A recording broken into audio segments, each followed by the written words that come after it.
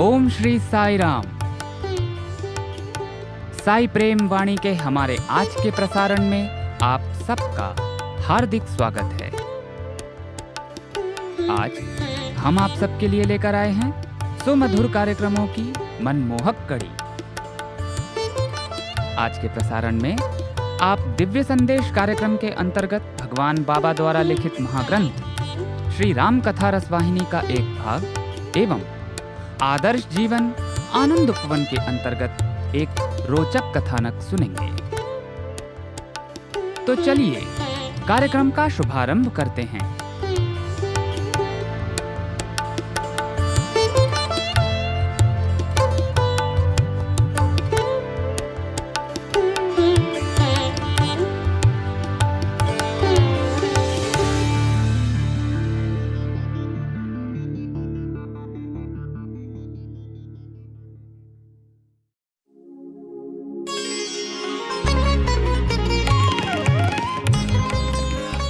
अब प्रस्तुत है दिव्य संदेश। इसके अंतर्गत भगवान बाबा द्वारा लिपिबद्ध किए गए महाग्रंथों में से एक श्री राम कथा रसवाहिनी का एक भाग आज हम प्रस्तुत करने जा रहे हैं। दिव्य संदेश, साई संदेश, दिव्य संदेश, साई संदेश।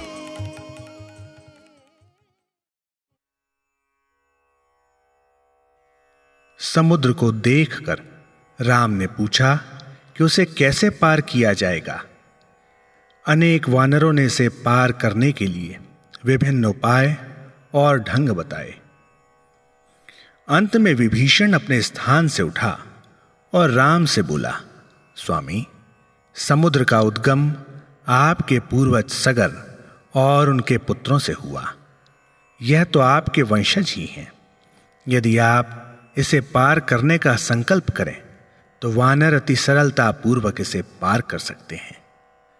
इसी बीच रावण द्वारा भेजे गए एक गुप्तचर पर विभीषण की दृष्टि पड़ी। वानर उसे बांधकर अपने नेता सुग्रीव के पास ले गए।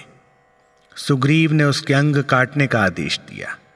जब वानर आदेश पालन करने को उद्यत हुए तो वह गुप्तचर जोर जोर से चिल्लाने लगा। वह पीड़ा से कराहता हुआ बोला, हे वानरों, मैं राम की शपथ लेता हूं, मेरे नाक कान मत काटो।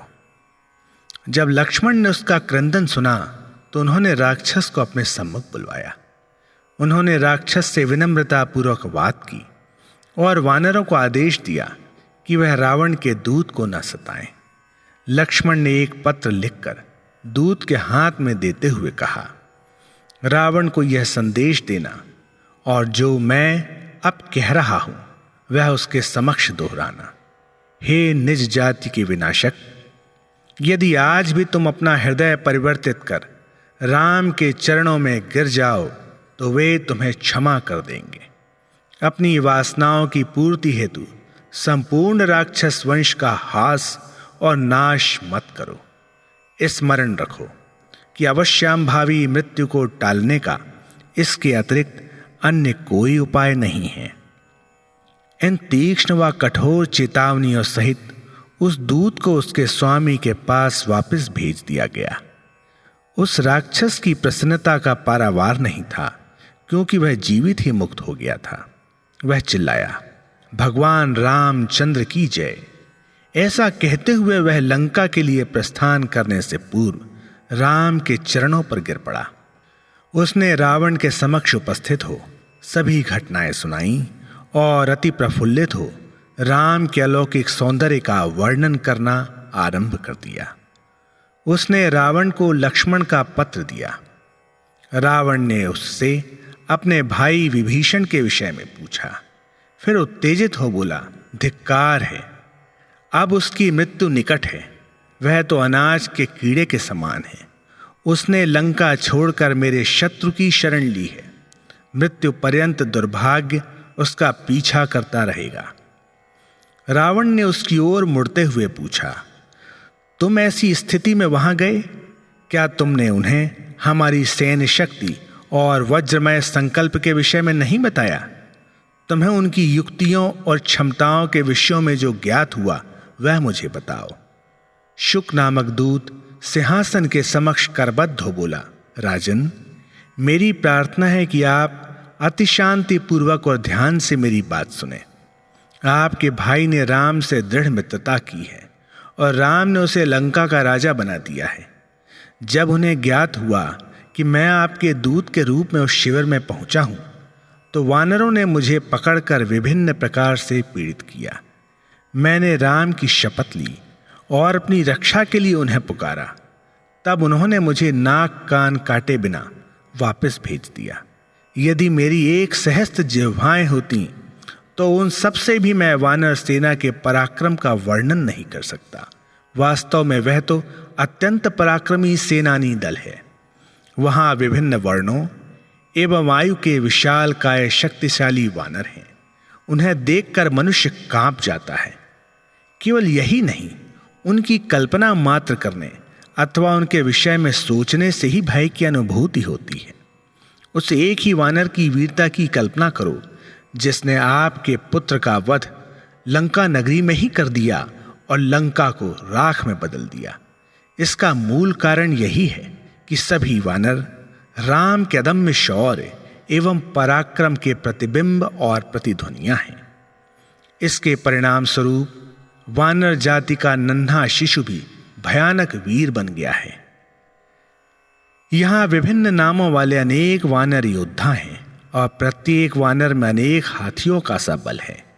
उनके प्रमुख कपि हैं द्विविद, मैद, नील, अंगद, विकट, दधिमुख, केसरी, दज, नल, गावक्ष और जाम्बवंत।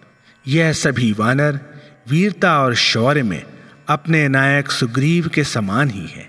यही नहीं, ऐसे अन्य हजारों वानर हैं जो समान बल और पराक्रम के हैं।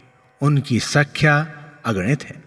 उनके कोप और आक्रोश से पृथ्वी, आकाश और पाताल भी तिनके के समान नष्ट हो सकते हैं। स्वामी, मैंने सुना है कि उनकी संख्या 18 पद्म है। प्रत्येक पद्म का पृथक सेनापति है। महाराज, छोटे से बड़े तक मुझे ऐसा कोई वानर नहीं मिला जिसे अपने पराक्रम में संदेह हो। आक्रमण के नाम से कोई वानर किंचित भी घबराया हुआ नहीं था। वह सब तो इस नगर को हड़पने के लिए अपना बाहुबल बढ़ा रहे थे। उन्हें तो केवल राम का संकेत मिलने की प्रतीक्षा है, किंतु अभी तक उन्हें कोई संकेत नहीं मिला था। चाहे समुद्र उन्हें मार्ग दे या ना दे, किंतु उन्होंने तो समुद्र तल पर पत्थरों का सेतु बनाकर अपने इस अभियान में सफल होने का निश्चय किया है। वह तो अपने दांत पीस कर यह प्रदर्शित कर रहे हैं कि वह रावण का नाश कर उसको भस्मीभूत कर देंगे। उनकी उन्मत्त गर्जना और ललकार को सुनकर सभी आतंकित हो जाते हैं। रावण का नाम सुनते ही वह क्रोधाभिभूत हो विशाल वृक्षों को समूल उखाड़कर घृणापूर्वक चहुओर घुमाते हैं।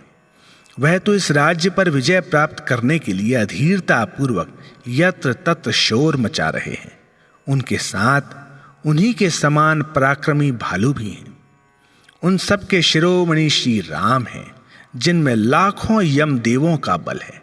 सहस्त्रों शीर्ष और जिह्वाओं वाले हजारों आदिशेष भी राम के पराक्रम एवं शूरता का वर्णन करने में असमर्थ होंगे। वह अपने एक ही बाण द्वारा समुद्र को सुखा सकते हैं। दूत द्वारा पूर्ण वृत्तांत सुनकर रावण अट्टहास कर बोला, तुझे धिक्कार है। तू वानरों की धमकियों को महत्व देता है तथा उस मूर्ख कायर विभीषण की प्रशंसा करता है। वानरों के बल और पराक्रम का वर्णन करना केवल मूर्खता ही है। बस कर। क्या कभी वानर भी इतने शक्तिशाली हो सकते हैं? मैं सुग्रीव के बल एवं शौर्य के विषय में बहुत समय पूर्व ही काफी सुन चुका हूं। वह कायर विभीषण अब उसका मंत्री बनकर क्या कर सकता है? क्या वह राम को धन संपत्ति या विजय प्रदान करेगा? वह दूत रावण की बुद्धिहीनता पर मन ही मन विलाप कर रहा था। उसने रावण को प्रणाम किया और मौन खड़ा हो गया। तत्पश्चात रावण ने लक्ष्मण द्वारा प्रेषित संदेश के लिफाफे को फाड़ा और संदेश पढ़कर वह पत्र अपने को मंत्री को देते हुए बोला, तू तो टिटहरी के समान है, जैसे इस बात का डर होता है कि आकाश उसके नन्हे पंखों पर गिरेगा। क्या कभी आकाश गिरकर चिड़ियों को मार सकता है? शब्दों की बौछार से मुझे धमकाने वाले ये सन्यासी एवं धार्मिक पंडित क्या कभी सफल हो सकते हैं? शुक कुछ समय तक रावण का अहंकार देखता रहा। फिर उसने बीच में टोंकते हुए कहा, स्वामी, मैंने जो भी कहा वह पूर्णतः सत्य है। पत्र को भली भांति सावधानी पूर्वक पढ़िए और रोष अथवा अभिमान के बिना कार्य करिए। वैर भाव को त्याग दीजिए। राम अति कोमल हृदय एवं दयालु हैं। वह त्रिलोक के स्वामी हैं। यदि उनके पास जाएंगे तो वे अवश्य आपको शरण देंगे और आपकी रक्षा करेंगे। सीता उन्हें सौंप दो। मेरी प्रार्थना पर ध्यान दो। इस प्रकार दूत ने अति आग्रह पूर्वक प्रार्थना की कि रावण स्वयं को नाश से बचा ले। जब दूत विनती कर रहा था तो रावण के नेत्र क्रोध एवं लज्जा से लाल हो गए। वह गरज कर बोला, क्या तू मुझे दोषी ठहराता है? अरे मूर्ख, क्या मैंने तुझे इसलिए भेजा था कि तू जंगल में जाकर उन नन्हे शिशुओं के चरणों पर नतमस्तक हो जा? अब बहुत धृष्टता एवं निर्लज्जता हो गई। रावण ने अपने सिंहासन से उठकर दूत को धक्का देकर दरबार से बाहर निकाल दिया। शुक नामक उस दूत ने राम के आश्रम में जाकर उनकी शरण ले ली। उसे पुनः अपने मध्य देखकर वानरों ने उससे बदला लेना चाहा। उन्होंने येन केन प्रकारेण स्वयं पर संयम रखा और वे राम के आदेशों की प्रतीक्षा करने लगे। सुग्रीव शुक को राम के पास ले गया। शुक ने राम को दंडवत प्रणाम किया और उन्हें अपनी संपूर्ण कथा एवं भाग्य के विषय में सुनाया। उसने प्रार्थना की कि राम उसे भी विभीषण के समान स्वीकार कर लें और उसकी रक्षा करें। दया सागर राम ने वानर नायकों को अपने पास बुलाया और उनसे उनके नए भाई शुक का स्वागत करने को कहा। वह अति आभारी था और उसने घोषित किया कि उसके जीवन का लक्ष्य अब पूरा हो गया है। तदुपरांत राम ने लक्ष्मण को धनुष बाण लाने का आदेश दिया। जब लक्ष्मण धनुष बाण लाए तो उन्होंने कहा, उद्दंड व्यक्ति दया के पात्र नहीं होते। दुष्ट बुद्धि द्वारा भ्रष्ट निर्दयी लोग करुणा के पात्र नहीं हैं। अभिमानी जन उपदेश ग्रहण करने के योग्य नहीं है। लोभी जन दृढ़ त्याग से लाभान्वित नहीं हो सकते। क्रोधी जन शांति का उपदेश देने योग्य नहीं है। कामी लोग शास्त्रीय अध्ययन के पात्र नहीं हैं। ऊसर भूमि अन्न बीजों के योग्य नहीं है। इसी भांति विनम्र प्रार्थनाओं से भी द्रवीभूत ना होने वाला यह समुद्र दया के योग्य नहीं है। इस प्रकार कहते हुए उन्होंने बाण धनुष की प्रत्यंचा पर चढ़ा लिया। लक्ष्मण को भय था कि समुद्र पर इसका क्या परिणाम होगा। समुद्र भी राम के बाण से भयभीत हो अत्यंत गर्म हो गया। समुद्र तल के निवासी भी अति दुखी थे। उर्मियां भी भय से कांप रही थी। तरंगें यथाक्रम राम के समीप आकर इस प्रकार उनके चरण चूम रही थीं, मानो वे दया के लिए याचना कर रही हों।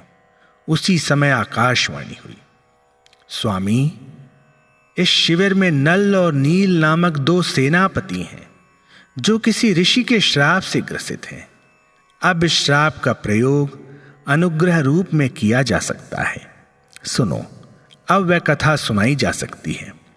इस प्रकार समुद्र ने स्वयं ही राम को एक सविस्तार यह दारुण कथा सुनाई। एक नदी तट पर अनेक ऋषि मुनि कुटियों में रहते थे। जब नल और नील युवा थे तो उनके आश्रमों में घुस गए। जब संत जन गहन तपस्या में लीन थे तो इन युवाओं ने उनके शालिग्राम उठाकर नदी में फेंक दिए। ऋषि उनके इस धर्मोल्लंघन पर अति क्रुद्ध हुए और उन्होंने उसे श्राप दिया कि बालकों, तुम जो भी वस्तुएं जल में फेंकोगे वह डूबेंगी नहीं, अपितु जल पर ही तैरती रहेंगी। तुम उन्हें जहां भी फेंकोगे वह जल में बाढ़ आने पर भी उसी स्थिति में वही अचल रहेंगी। अतः उनके द्वारा फेंका गया प्रत्येक पत्थर अपने स्थान पर ही तैरेगा। प्रत्येक शिलाखंड पर राम नाम अंकित करवा दें। आपका नाम तो भारहीन है। इस प्रकार यदि विशाल पर्वत श्रृंखलाएं भी फेंकेंगे तो वे भी निज स्थान पर ही तैरती रहेंगी और इस प्रकार सेतु बन जाएगा। मैं भी आपको सहयोग दूंगा, क्योंकि सत्यान्वेषण में प्रकृति को भी अन्वेषक की सहायता करनी चाहिए। राम ने बाण छोड़ने का निश्चय त्याग दिया, किंतु चूंकि उन्होंने प्रत्यंचा पर बाण चढ़ा लिया था, अतः उन्हें अपना लक्ष्य ढूंढना था। उन्होंने वह बाण बहुत दूर जंगल में छोड़ दिया, जिसके परिणाम स्वरूप वह जंगल शुष्क मरुस्थल बन गया। राम ने मंत्रियों को बुलाकर समुद्र पर सेतु बनाने का आदेश दिया। हनुमान ने कहा, स्वामी, आपका नाम रूपी सेतु ही मनुष्य को भवसागर से पार कर सकता है। उससे अधिक दृढ़ और सुरक्षित अन्य कौन सा सेतु हो सकता है? वृद्ध सेना नायक जामवंत ने कहा, प्रभु, आपके पराक्रम रूपी प्रचंड अग्नि से यह अथाह जल सूख सकता है। रावण और उसकी सेना के साथ युद्ध के समय लंका की विधवाओं की अश्रुधाराओं से यह समुद्र पुनः जलपूरित हो जाएगा। राम भक्तों की सरलता, निष्कपटता, एक निष्ठा तथा साहस पर मुस्कुरा उठे। जामवंत ने नल व नील को समुद्र की आकाशवाणी के आश्वासन का स्मरण कराया कि किस प्रकार श्राप का सदुपयोग हो सकता था। उसने उन्हें आदेश दिया कि वह अपने हृदय में राम नाम प्रतिष्ठापित कर समुद्र में पर्वत शिलाएं, उन्नत गिरी श्रृंखलाएं और चट्टानें फेंकें। इस पर सभी वानर प्रसन्नता पूर्वक इधर उधर चारों दिशाओं में दौड़ने लगे और संपूर्ण पर्वत अपने सिर और कंधों पर ऐसे रखकर ले आए मानो वे गेंद से भी हल्के हों। वह एक लंबी कतार में खड़े हो गए और पवित्र राम नाम लेते हुए यथाक्रम परस्पर पर्वत पकड़ाते गए। यदा कदा विशाल वृक्ष भी समूल उखाड़कर सेतु की ओर भेजते गए, जहां नल और नील उन्हें जल में डाल देते थे।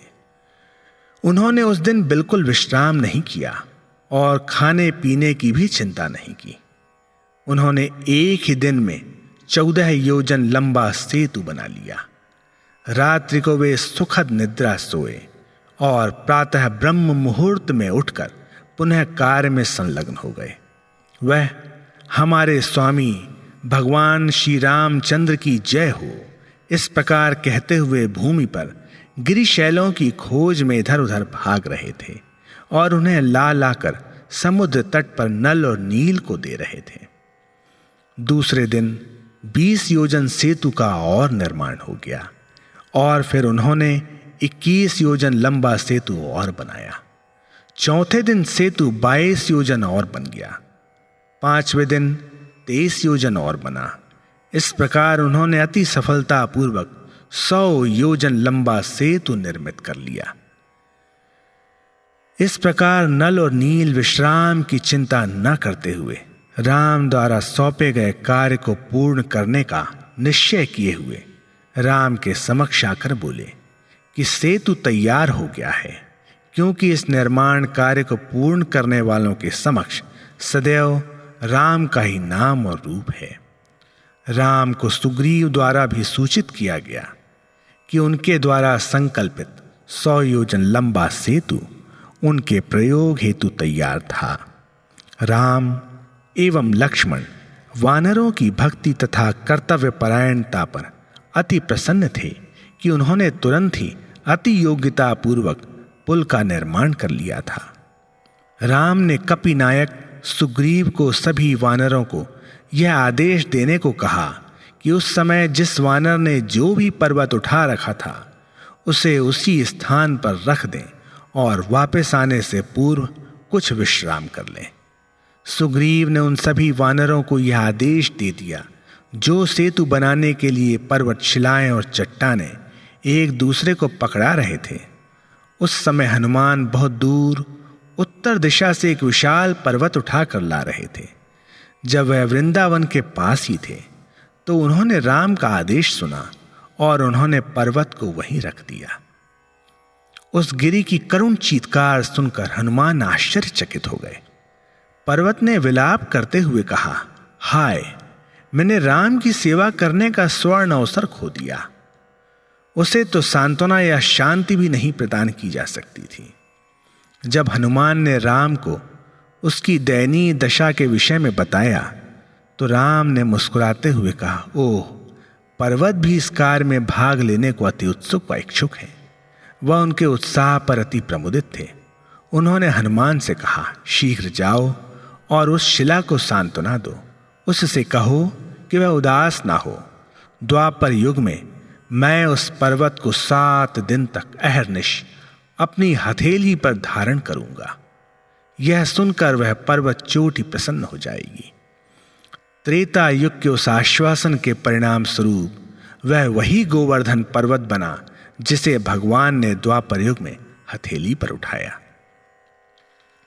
5वें दिन जब राम समुद्र तट पर गए तो उस सेतु को देखकर अति प्रफुल्लित हुए। उन्होंने कहा, वानरों, तुम्हारी भक्ति और सेवा भावना वर्णनीय है। तुम्हारे समर्पण भाव ने मुझे मोहित कर लिया।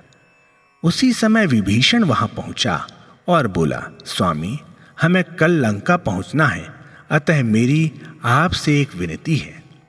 राम ने कहा, वह क्या है, मुझे बताओ। विभीषण ने कहा, रावण शिव का अनन्य भक्त है। परमात्मा के इस रूप के प्रति उसमें गहन श्रद्धा है, तथापि उसकी मृत्यु आपके हाथों होनी निश्चित है। अतः मैं प्रार्थना करता हूं कि शिव के प्रति उसकी भक्ति की स्मृति में आप लंका गमन तथा सेतु द्वारा इसमें प्रवेश करने के अवसर पर यहां एक शिवलिंग प्रतिष्ठापित कर दें, जिससे आगामी युगों में जब लोग इस मार्ग से लंका में प्रवेश करें तो वह शिवलिंग की पूजा कर इन घटनाओं का स्मरण करें। इस प्रकार की अनुभूति कर वे वास्तव में धन्य होंगे। वह उस लिंग की रामलिंगेश्वर अर्थात राम द्वारा प्रतिष्ठित प्रतिमा के रूप में अर्चना करेंगे। समय के साथ यह पुल यदि विलीन या नष्ट हो जाए तो भी भावी पीढ़ी इस मूर्ति द्वारा इस स्थल को पहचान लेगी।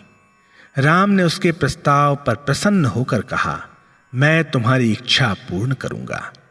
तुम लंका के भावी अधिपति हो, अतः तुम्हें प्रसन्न करने के लिए मैं तुम्हारी सभी इच्छाएं पूर्ण करूंगा, चाहे कुछ भी करना पड़े। इस पर सुग्रीव ने वानरों को मूर्ति प्रतिष्ठापन हेतु सामग्री लाने का आदेश दिया। लिंग लाने के लिए उसने स्वयं हनुमान को भेजा। राम ने समुद्र जल द्वारा लिंग का अभिषेक कर उसमें चेतनता एवं शक्ति उत्पन्न कर दी। राम के शब्दों में मंत्रों का प्रभाव था, अतः लिंग की शुद्धि हेतु इससे अधिक अन्य किसी संस्कार की आवश्यकता नहीं थी। वानरों ने स्रोत बोले और उनके उल्लासपूर्ण हर्ष ध्वनियों की गूंज स्वर्ग में हुई। चारों ओर खड़े वानरों की जय जयकार के मध्य लक्ष्मण एवं सुग्रीव ने लिंग स्थापना में राम की सहायता की। तदुपरांत वानरों ने हृदय में राम का चित्र अंकित कर तथा जिह्वा पर राम का नाम धारण कर पुल पर क्रमानुसार पंक्तिबद्ध बढ़ना आरंभ कर दिया। वह दृश्य अकथनीय था। राम और लक्ष्मण ने पुल पर खड़े होकर दोनों ओर प्रवाहित सागर को देखा। कृपा सिंधु राम की उपस्थिति ने समुद्र की उत्ताल लहरों को शांत कर दिया। सागर उर्मियां राम के दर्शनार्थ ऊपर उठ रही थीं। सभी जलचर ऊपर सिर उठाकर राम को देखते और अति आनंदित हो जाते थे। उन्होंने राम के दिव्य रूप को अपलक तथा निर्निमेष दृष्टि से देखा। वानरों ने पुल के लंका वाले छोर पर एक शिविर तैयार कर लिया था। जब सेनामुख पहाड़ियों पर पहुंचा तो लंका में इसका समाचार फैल गया। धीमी गति से चलते हुए राम, लक्ष्मण, सुग्रीव तथा विभीषण भी लंका के प्रमुख द्वार पर पहुंच गए। राम के आदेश का पालन करते हुए वानर संपूर्ण वृक्ष उखाड़कर आनंद मग्न हो नाचते हुए फल खा खाकर शाखाएं और जड़ें नगर में फेंकने लगे। उन्होंने विशाल पत्थर दीवार के पार सड़कों पर फेंके। उन्होंने किले के बाहर अकेले घूमते राक्षसों को पकड़ लिया और उनको मार डालने का भय दिया। वानरों की इस चपलता को रोका नहीं जा सकता था। शीघ्र ही रावण को यह सूचना मिल गई कि शत्रु द्वार पर पहुंच गया है। यद्यपि रावण के 10 कंठ थे, तथापि वह दूसरों से बात करने में केवल एक ही कंठ का प्रयोग करता था, किंतु अब वह क्रोध व घृणा सहित 10 कंठों से गरजा। वह भूल गया कि 10 कंठों से गरजना अपशकुन था। बहुत समय पूर्व उसे श्राप मिला था कि यदि वह 10 कंठों से बोलेगा तो अपशकुन होगा और उसका अंत निकट आ जाएगा। गरजने के कुछ क्षण पश्चात उसे श्राप याद आ गया और वह भयभीत हो गया। यद्यपि उसने अन्य कंठों से वाणी न निकालने का भरसक प्रयत्न किया, किंतु उसकी वाणी सभी कंठों से फूट रही थी। जिन राक्षसों ने यह अद्भुत दृश्य देखा, उन्होंने यह अनुमान लगा लिया कि अब रावण का नाश अवश्यंभावी था, क्योंकि राम तथा उनकी वानर सेना लंका में प्रविष्ट हो चुकी थी। वह अपनी पत्नियों व बच्चों के साथ बैठकर विलाप कर रहे थे कि किसी भी समय उनका नाश संभव था। अतः उनके पास जो भी थोड़ा समय शेष था, उससे उन्होंने आनंद तथा हर्षपूर्वक व्यतीत करने का निश्चय किया। लोकोक्ति है कि संकट आने पर विवेक नष्ट हो जाता है। यद्यपि रावण को यह ज्ञात था कि वह श्राप सत्य सिद्ध हो रहा था, तथापि उसने चेतावनी की परवाह नहीं की और स्वयं से कहा कि उस पर कोई आपत्ति नहीं आएगी। उसे भय था कि मंत्रीगण उसकी मुख भंगिमा से पहचान जाएंगे कि वह श्राप के आगमन से व्याकुल है, इसलिए वह रानी के अंतःपुर में चला गया। रावण प्रगाढ़ चिंता और वेदना में निमज्जित था।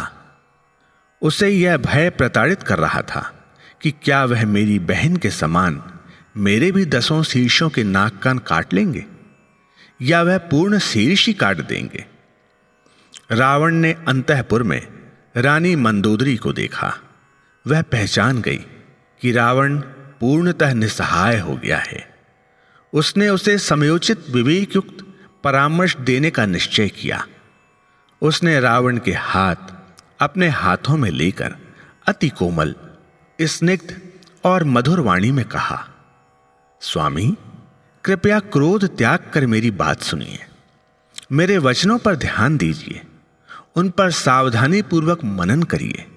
जिन्हें हम श्रद्धा व भक्ति द्वारा जीत सकते हैं, उन्हें घृणा व विरोध द्वारा जीतने की योजना नहीं बनानी चाहिए।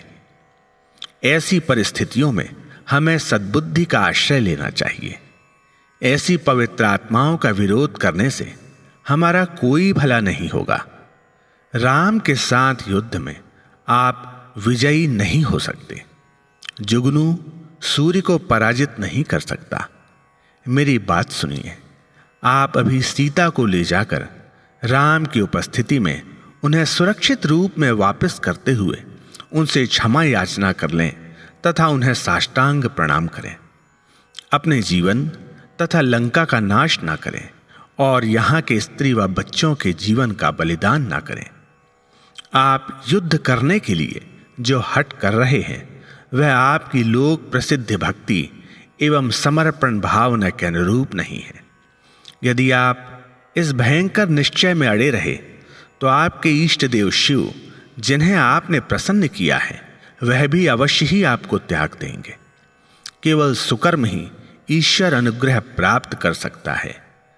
पापी कर्मों के प्रति ईश्वर फल कैसे दे सकता है या उनकी प्रशंसा कैसे कर सकता है? मंदोदरी रावण की नीतियों को बदलने तथा उसे नाश से बचाने का प्रयत्न करती हुई बहुत समय तक इसी प्रवाह में बोलती रही, स्वामी, आप मुझे मेरे प्राणों के समान प्रिय हैं। ध्यान दीजिए, राम कोई साधारण मानवीय राजकुमार नहीं है। उन्होंने मधु और कैटप का वध किया था। उन्होंने हिरण्याक्ष और हिरण्यकश्यप को भी मारा था। यही वह ईश्वर है जिन्होंने बाली का शीश कुचल दिया था। इन्होंने ही सहस्त्र बाहु कृतवीर्यार्जुन के अहंकार का खंडन किया था। फिर आप अपनी केवल 20 भुजाओं के ही शौर्य का प्रदर्शन क्यों कर रहे हैं? संपूर्ण विश्व उनकी पूजा करता है। वह सर्वाधिक पवित्र स्वरूप है।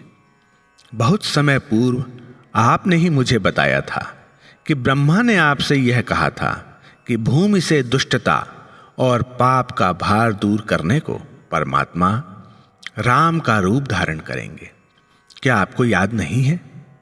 यह सब ज्ञात होने पर भी आप यह मार्ग त्याग कर सत्य को क्यों नहीं पहचानते?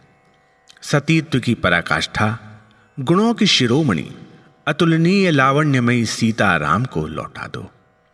फिर अपने पुत्र को इस राज्य का अधिपति बनाकर हम अपना शेष जीवन राम की उपस्थिति में शांति और सुख से व्यतीत करेंगे। आपका भाई कितना सौभाग्यशाली है। वह राम के अनुग्रह की शीतल छाया में है। अब भी समय है। इसी क्षण लंका के प्रवेश द्वार पर भगवान राम के समीप जाकर उनसे क्षमा याचना करो और उनके चरणों पर नतमस्तक हो जाओ। मंदोदरी ने रुदन करते हुए इस प्रकार के वचन कहे। वह रावण के चरणों पर लौटने लगी और उससे आग्रह किया कि वह सचेत हो जाए तथा स्वयं तथा राज्य, प्रजा एवं कीर्ति की रक्षा करे। रावण ने उसे अपने चरणों पर से उठाया और उसके अश्रु पोंछे। उसने कहा, प्रिय, तुम इस प्रकार आग्रह क्यों कर रही हो? यह भय और निरुत्साह क्यों?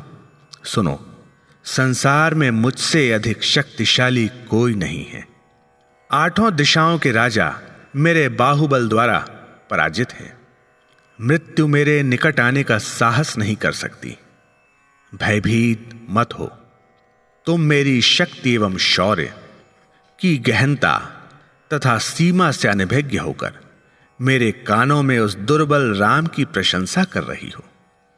इन शब्दों सहित वह रानी को अकेला छोड़कर बाहर निकल गया तथा दरबार में प्रवेश कर सिंहासन पर बैठ गया।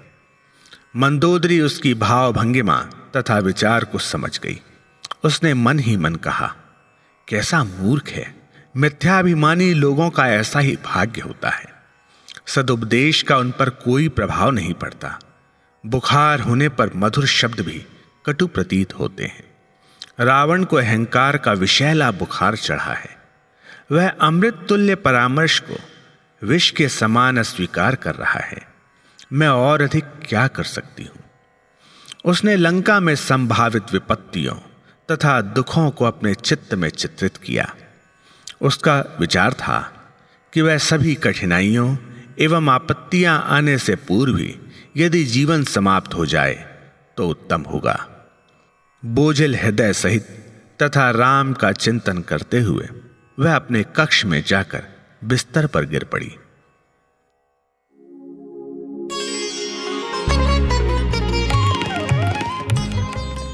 अभी आप सुन रहे थे दिव्य संदेश। आज आपने भगवान बाबा द्वारा लिपिबद्ध किए गए महाग्रंथों में से एक श्री राम कथा रसवाहिनी का एक भाग सुना। भवसागर तार का दिव्य संदेश, साई संदेश, दिव्य संदेश, साई संदेश।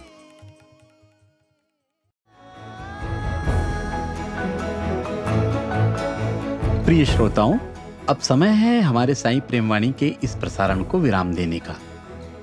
हमें आशा है हमारा आज का कार्यक्रम आपको पसंद आया होगा। अपने सुझावों को हम तक जरूर भेजें। हमारा व्हाट्सएप नंबर है 9393258258 93 258 258। हिंदी भाषा में हमारी ये सभी प्रस्तुतियां YouTube पर भी उपलब्ध हैं। इन्हें वहां देखने या सुनने के लिए हमारे YouTube चैनल को सब्सक्राइब करें और कमेंट बॉक्स में अपने सुझाव देना न भूलें। हमें आपके सुझावों का इंतजार रहेगा। किसी ने कहा है कि सनातन साईं डगर को मजबूती से थामना है। सनातन साईं डगर को मजबूती से थामना है, मित्रों, अब इस दौर में बस ये हमारी साधना है। स्वामी से ये प्रार्थना है कि वे अपनी डगर से हमें बांधे रहें और हम सब साईं पथ पर चलते रहें। अगले प्रसारण में आपसे फिर मुलाकात होगी। तब तक के लिए आज्ञा दीजिए। धन्यवाद। सप्रेम साईं राम।